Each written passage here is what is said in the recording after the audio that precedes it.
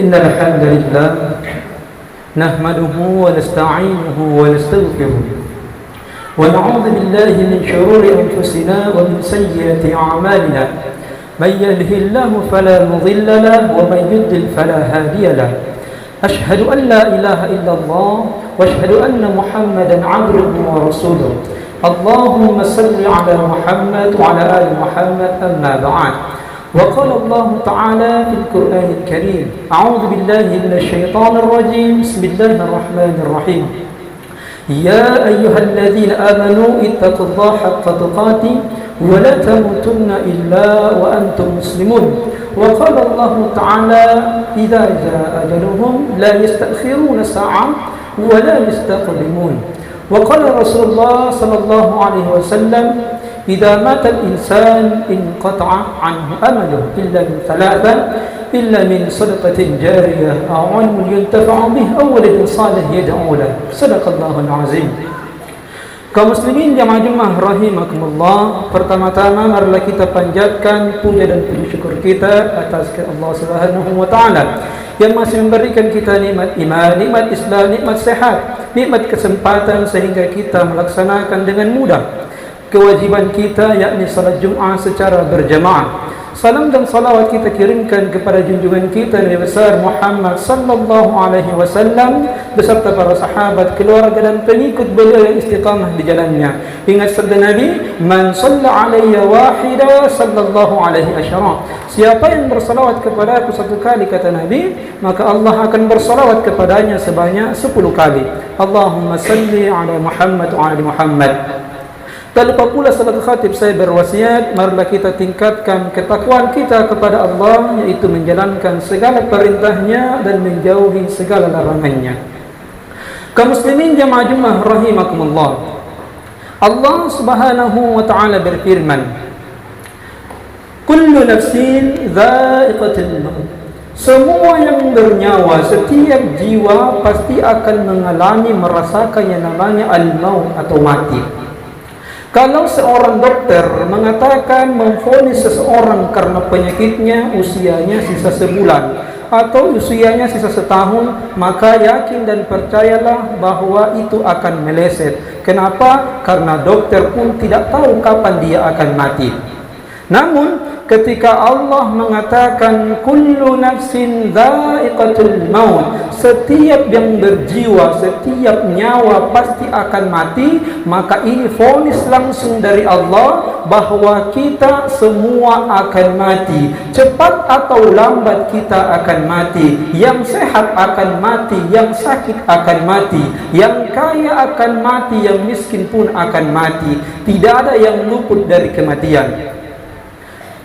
Kaum muslimin jemaah Jumat rahimakumullah, ketika kita mati, kita tidak bisa lagi melakukan aktivitas ibadah. Sekarang kita hidup, kita bisa salat, bisa salat sunnah, mau itu tahajud, mau itu salat duha, bisa berpuasa di luar puasa wajib, mau puasa Senin Kamis, mau puasa Ayyamul Bid 3 hari di pertengahan bulan, mau puasa Nabi Daud sehari, puasa sehari tidak juga bisa. Bisa berzikir, mau 1 hari berzikir, mau 2 hari, mau sebulan pun berzikir kita bisa lakukan kalau kita mau. Namun ketika kita telah wafat, kata Nabi, idza matal insan, ketika seorang manusia sudah mati, in qata'a anhu amalu, maka semua amalannya akan terputus. Yang tadinya rajin salat, ketika dia mati, maka dia tidak bisa salat di dalam kuburnya. Ketika dia rajin berpuasa, in qata'a anhu amalu, dia tidak bisa berpuasa di dalam kuburnya. Mungkin waktu dia hidup dia rajin sedekah, namun ketika dia sudah mati, dia tidak bisa lagi bersedekah di dalam kuburnya. Idza matal insan in qata'a anhu amalu, ketika manusia sudah mati, maka semua amalannya, semua amalan yang dia perbuat akan terputus. Illa min thalatha, kecuali ternyata ada 3 hal perbuatan amalan yang tidak terputus sekalipun kita telah meninggal dunia. Jadi kata Nabi, ada 3 amalan. Apabila kita melakukan amalan itu, sekalipun kita meninggal hari ini, pahalanya akan tetap mengalir sampai hari kiamat. Lalu amalan apakah itu? Illa min thalatha, kata Nabi, kecuali 3 hal. Yang pertama, ada yang dinamakan sedekatun jariyah, sedekah jariyah.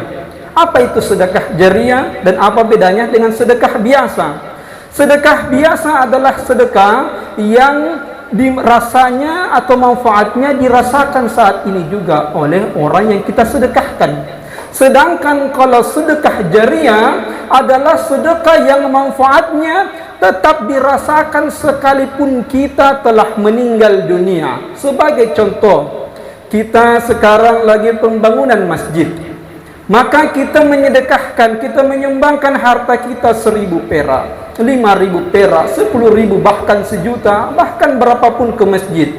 Dengan uang yang kita sedekahkan itu dibelikan batu, dibalikan semen, walaupun jatah kita dari uang kita cuma 100 ons, 500 ons, tidak sampai sekilo.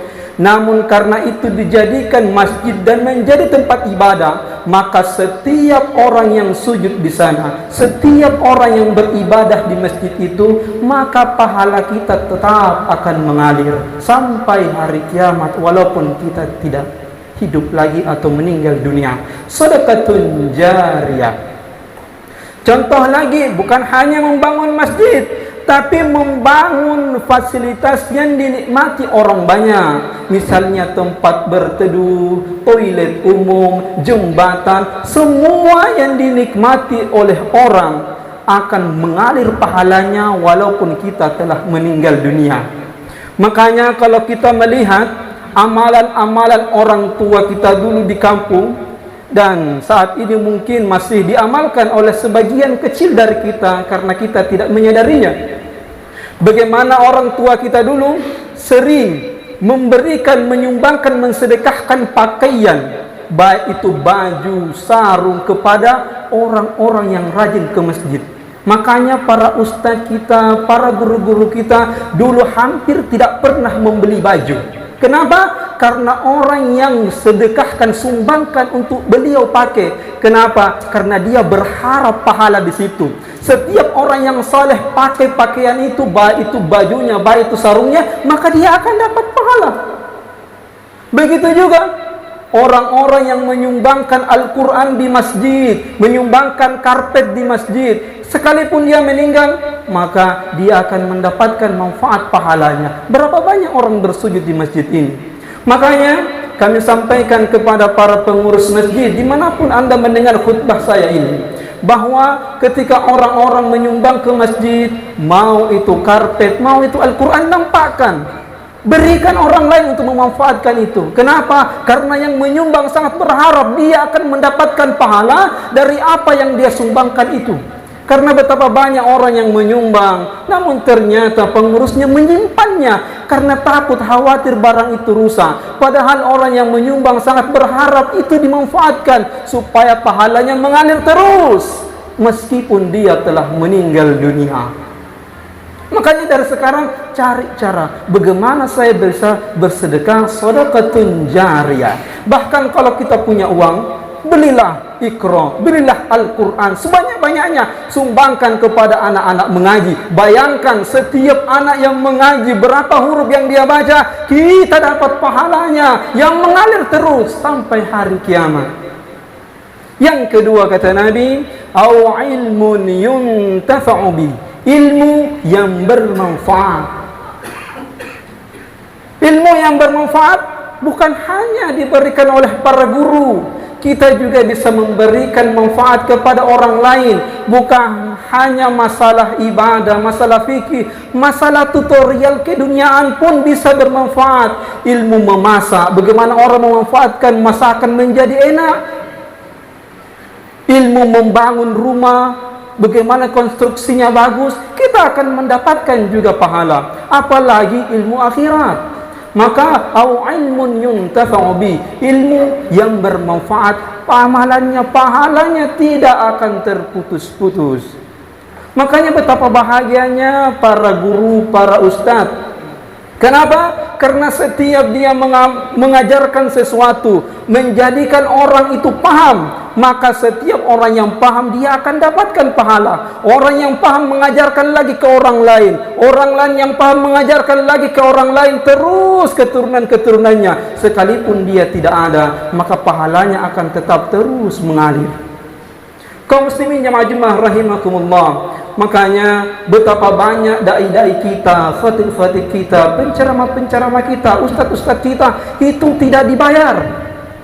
Bahkan sekalipun kalau kita melihat aturan surat edaran Kementerian Agama tahun 2014 tentang standar manajemen masjid, para khatib, para penceramah mesti dibayar agar mereka bisa membeli buku yang bermanfaat juga kembali bagi umat. Tapi mereka tidak dibayar, namun mereka tetap mengajar. Kenapa? Karena ilmun yuntafa'u bi, ilmu yang bermanfaat itu yang mereka kejar.